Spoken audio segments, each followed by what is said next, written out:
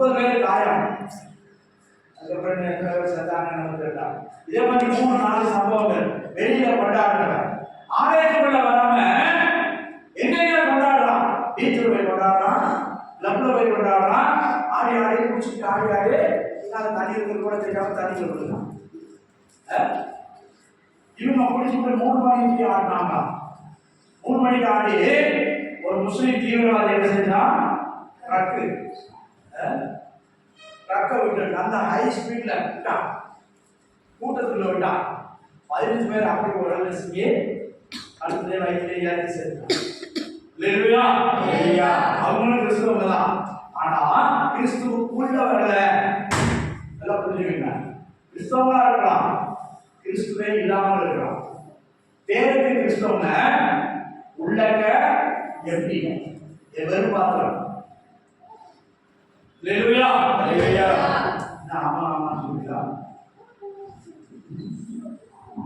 அப்படி கிறிஸ்துவுக்குள்ள இருக்கையா, கிறிஸ்துவ பார்த்து வெளியே இருக்கையா?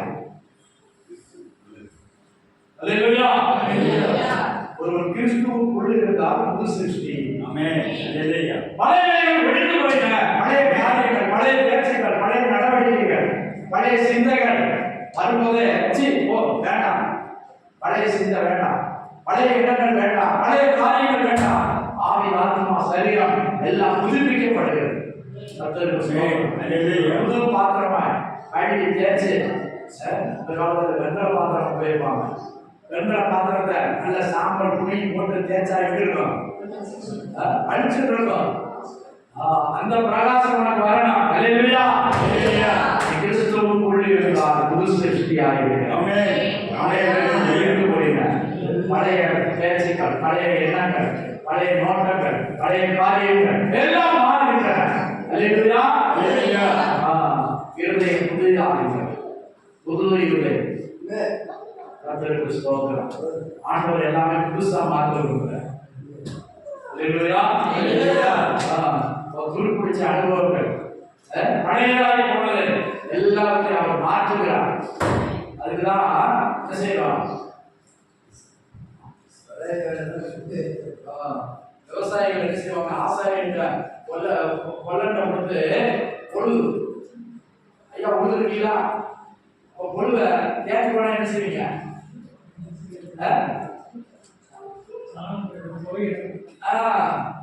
துவைக்கிறது. எப்படி துவைக்கிறது? இரும்புல போட்டு அவன் என்ன செய்வான்?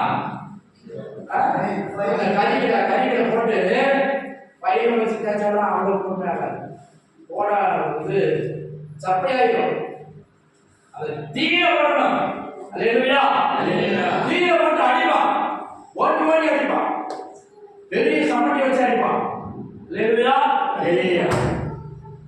அடிச்சு என்ன செய்வான்? அது ஒழுங்குதான் சொல்றீங்க, ஒழுங்கு கூர்மையா கொடுக்கும். அப்பதான் அது நிலத்தை நல்லா இடிச்சு கொண்டு போகும். ஆழமாக விடணும். அகல கொள்வதை காட்டிலும் ஆழ விடுவதை மேல். கர்த்தருக்கு ஸ்தோத்திரம். கல்லு, மண்ணு, குப்பை எல்லாம் வெளியே கொண்டு வந்துடும். அதுக்குதான் நம்ம 3 நாள் சுத்திகரிப்பு கொண்டு வச்சோம். சிலர் அதெல்லாம் வேண்டாட்டாங்க. இருப்புல காய்ச்சி வச்சு அடிக்கிறது. சுத்திகரிப்பு பண்ணீங்களா?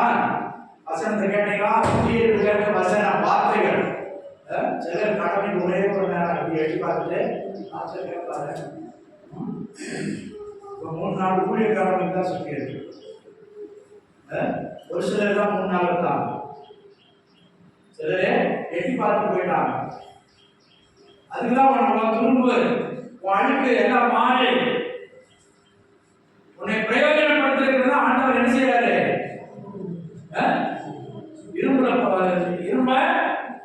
இரும்பை கூட உபயோகத்துக்கு ஏதுவாக மாற்றுவதற்காகத்தான் என்ன செய்யறாரு ஆண்டவர்?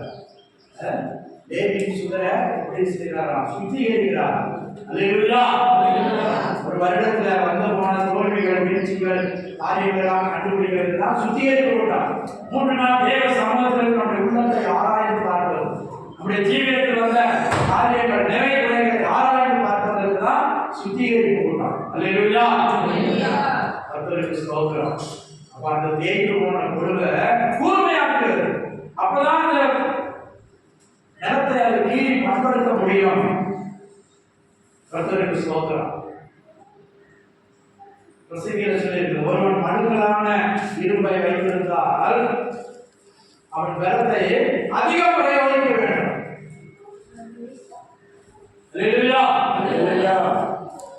இரும்பை கூர்மையாக்காதவன் அதிக பலத்தை பிரயோகிக்க வேண்டும். போராளியோட மழுங்கலா இருந்துச்சுன்னா என்ன செய்யணும்? அதை கூட இது பிடிப்பாங்க, சாணம் பிடிப்பாங்க, இல்லாட்டா இரும்புல மழுங்க காய வச்சு அதையும் கூர்மையாக்குவாங்க, நடப்பாரு.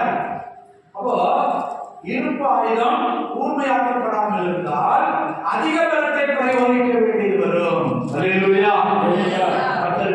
இது போலதான் நீ புதிதாக்கப்பட்டால் எஜமானுக்கு பிரயோஜனமுள்ள பாத்திரமாய் மாறுவாய். நீ புதிதாக்கப்படலைன்னா கர்த்தர் உன்னை எடுத்து பயன்படுத்த முடியாது. பாத்திரத்தை கழுவி தனியாக பாத்ரூம்ல இருக்கிற கப்பு புது கப்பு தாங்க, நேத்தாங்க வாங்கினேன், பாத்ரூம்ல இருக்கு, அதை எடுத்து பால் வாங்குறீங்களா? பால் வாங்குறீங்களா? புது கப்பு தான், ஒரு வாரம் தான் பாத்ரூம்ல உபயோகிச்சுட்டு பால் வந்துருச்சு அவசரத்துக்கு. போன வாரம் மீன் குழம்பு வச்சிருந்தேன் அந்த பாத்திரம், இந்த வாரம் பால் காசு எப்படி நல்லா கழிவு இறக்கியாச்சுங்க. நல்ல இது போட்டு சோப்பாயில் போட்டு நல்லா கழுவி வச்சுட்டேங்க. இப்போ பால் வாங்கினா என்ன ஆகும்? பால் வாங்கி அப்படியே காய்ச்சினா என்ன ஆகும்? விட்டு போகும். ஸ்தோத்திரம். ஆண்டவர் கூட சுத்தமானவர்கள் தங்கள் கால்களை கழுவினால் போதும் சொல்லி சீசர்களை 12 பேருடைய கால்களை கழுவினார். தாழ்மை இருக்கா? சின்ன சின்ன காரியங்களுக்கு இது செய்றீங்க, கௌச்சிட்டு போறான். பொறுமை இல்லை, தாழ்மை இல்லை. நீ எப்படி ஆண்டவர் பக்கத்தில் போய் இருக்க முடியும்? சிலுவையில் அறையப்படுவது கூட இதாவே மண்ணையும் இயேசு சொன்னார். தன்னை கொண்டவனை கூட இயேசு தான் சொன்னார். தன்னை முத்தத்தினால காட்டி கொடுத்த யூதாசை கொடுத்து சகோதரனே நான் சொன்னார், துஷ்டனே சொல்லல. இரும்பு ஆயுதம் மனுக்களாக இருக்கும் போது அதிக பலத்தை பிரயோகிக்க வேண்டும். அதுதான் சுத்திகரிப்பு கூட்டம். வருஷ கடைசியில எல்லாம் புரிந்து கொள்ளுங்க. சுத்திகரிக்கப்பட்டா உங்களுக்கு நல்லது. போலீஸ் உத்தியோகம் கொடுத்தாங்க, குடிச்சு வலிச்சு கொண்டு வரணும், மனப்பூர்வமாக ஒப்புக்கொடுக்கணும். கிறிஸ்துவுக்குள் இருந்தால் நீ புதிய சிருஷ்டி, பழையவைகள் ஒழிந்து போயின. இன்னும் ஏதாவது ஒழிக்கப்படாத காரியம்னா பழைய சரக்கு ஏதாவது இருக்கான்னு பாருங்க, புதிய வாரத்தில் விட்டுருங்க. தேவையில்லாத காரியங்கள், கர்த்தருக்கு பிரியமில்லாத காரியங்களை ஒழித்து விடுவோம். பழையவைகள் ஒழித்து போயின, எல்லாம் புதிதாயின. புதிதாக்கப்பட்ட அனுபவம், புதுப்பிக்கப்பட்ட அனுபவம், சுத்திகரிக்கப்பட்ட அனுபவம், அதுதான் தேவன் வாசம் பண்ண விரும்புகிறார். பழைய பாடல்கள் மோசே ஆண்டவர் சொல்றார், நீங்கள் எனக்கு ஒரு ஆலயத்தை கட்டுங்க. அந்த ஆலயம் எப்படி இருக்குன்னு சொல்றாரு. 25:8 வாசிங்க. யாத்ராகமம் 25:8 சீக்கிரம்.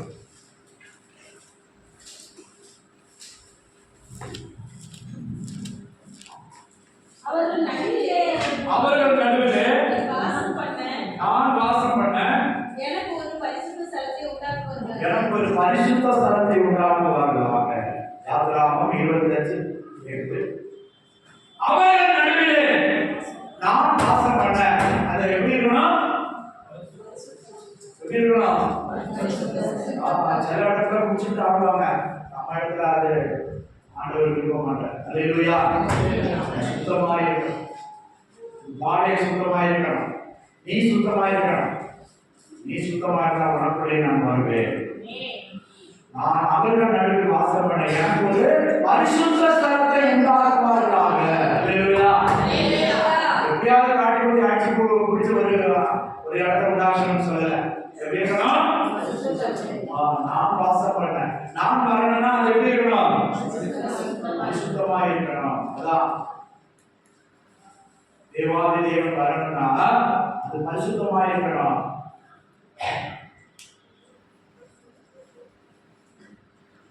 கேரளாவில் ஊழியம் செய்யும்போது ஒரு இடத்துக்கு போயிட்டு நைட் வந்தேன். அது மலைக்கு போகிற சீசன். அப்போ பஸ்ஸில் ஒருத்தன் சத்தம் போட்டான்.